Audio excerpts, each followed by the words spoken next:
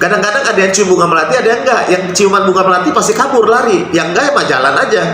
Nah, jadi ini artinya ini gaib lah.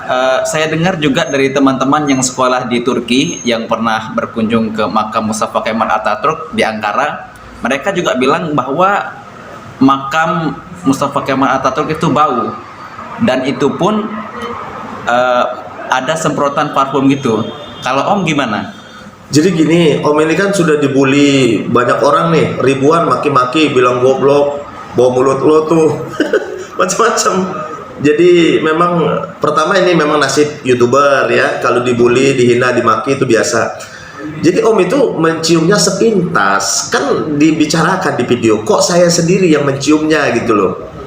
Jadi saya ingat ceritanya itu, waktu itu saya kan di Indonesia sering membaca, kemudian dapat siaran video bahwa kuburan Mustafa Kemal itu bau busuk katanya gitu. Maka saya berangkat ke Turki. Sampai Turki waktu itu habis Ramadan deh, pas awal. Jadi saya ingat persis saya di Tugu Atatürk di Taksim itu, saya bilang ya Allah, besok saya ini mau berangkat ke kuburnya Mustafa Kemal nih. Kalau nggak bau gimana lah kira-kira nih, ya kan? Karena motivasi datang itu mau cium baunya, ya kan? Nah sampai makam Atatürk itu, yang saya lihat itu, pertama saya datang tuh saya dilarang buat syuting-syuting, kan di videonya ada tuh buat syuting. Nah pas saya mau naik ke tangga, saya cium bau sepintas. Dari mana saya tahu bau bangke? Coba. Saya pernah nguburin jenazah, ada teman meninggal di Saudi, jadi ke pemakaman. Di sana itu kan kuburan seperti paret nih, disekat-disekat antara satu kubur dan kubur yang lain. Itu ada pori-porinya, nggak diplester, jadi bau bangkainya itu keciuman. Nah bau itu yang terasa sama saya, jadi nggak full saya menciumnya tuh sampai ke atas, nggak, cuman aromanya ini sangat berkesan, lama, lengket di langit-langit. Perhitungan saya kalau 5 menit aja saya masih di dalam, saya bisa pingsan. Karena apa? Ya rasa bau, ya rasa takut. Saya ke makam Atatürk itu ada rasa takutnya loh, karena ini manusia bukan sembarangan.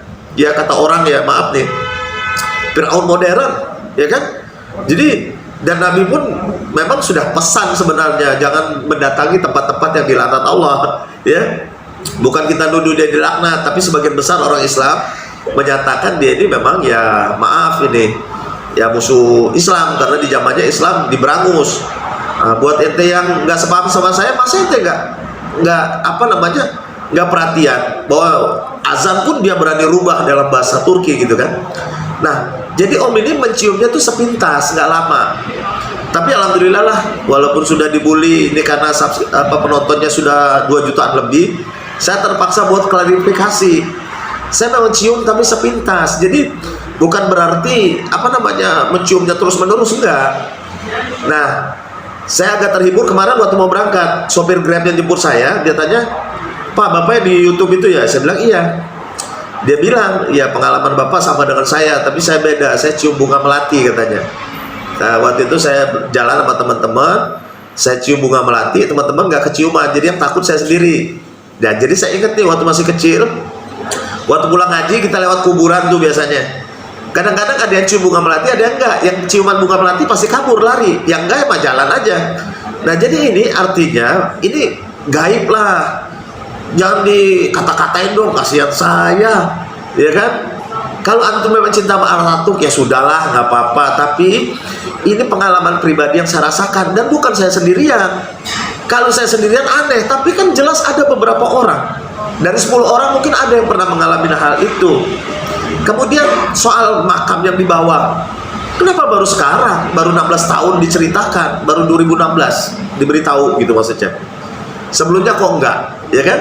Padahal ini makam dibangun berapa tahun? 9 tahun. Nih, 9 tahun, waktu yang tidak sebentar untuk merancang upacara. Kalau dibilang buat upacara di atas kuburan asli di bawah itu bukan ziarah namanya. Kenapa tidak dibikin aja langsung datar, ya kan? Jadi sudahlah, ya kan? Sekarang ini ada nggak bukti foto dokumentasi penguburannya? Kalau kita di Indonesia tuh mau masukkan ke kubur ada tembak senapang. Jadi kalau dibilang umpamanya ada rumor bilang jenazahnya meloncat atau tidak diterima kubur, kita nggak bisa pastikan karena tidak ada data yang akurat, ya kan? Coba pikir, kalau memang iya, kenapa videonya nggak ada? Kalau memang tidak, kenapa videonya nggak ada? Dan kita tahu saat itu kan semua orang tidak punya kamera. Beda dengan sekarang, semua orang di kantong ada kamera. Ya kan? Kalau dulu siapa yang punya kamera ketahuan. Nah, siapa seandainya memang dia meloncat dari kubur, maaf nih, siapa yang berani simpan dokumentasinya? Pasti enggak. Cuma dari cerita-cerita yang dapat dipercaya. Kenapa jenazahnya 9 hari baru disolatkan? Kenapa harus dipindahkan dulu ke satu tempat? Kenapa pada tahun sudah sekian tahun, 15 tahun lebih kurang baru dimakamkan lagi? Kenapa? Bau. Memang kayaknya orang-orang tertentu aja yang dibauin ya. Berarti kalau ada orang-orang yang nggak percaya kalau makam Ataturk itu bau, suruh aja ke Ankara, Om. Ya tidak mesti gitu juga. Yang jelas dari sekian banyak orang yang datang ke sana, tidak saya sendiri yang nyium bau seperti itu gitu loh. Kan ada juga orang-orang tertentu, ada beberapa orang yang komen dia pernah cium, ada lagi yang katakan keluarganya orang-orang lama di Turki memang mengetahui cerita-cerita ini gitu. Bahwa dulu katanya makamnya itu kalau orang mau ziarah awal-awal harus dikasih parfum ya. Iya, saya juga dengar rumor-rumor gitu kalau misalkan kita ziarah ke makam Ataturk disemprotin parfum gitu setiap waktu gitu, Om. Iya, tapi kemarin waktu saya kesana sih enggak. Tapi ini kan bau gaib. Intinya tolong dong jangan dibully, capek ya. Dan karena video ini sudah ditonton banyak orang, ya terpaksa saya buat klarifikasi bahwa memang saya menciumnya tetapi sepintas. Dan ini adalah pengalaman pribadi. Mudah-mudahan kawan-kawan yang nggak suka sama saya bisa lega ya. Tetapi ya kalau bisa cari sumber dari banyak pihak lah ya. Utamanya nih mahasiswa Indonesia nih kan, kalau sudah kuliah saya sering jumpa mahasiswa sejarah Turki yang dari sisi lain mereka banyak nggak tahu.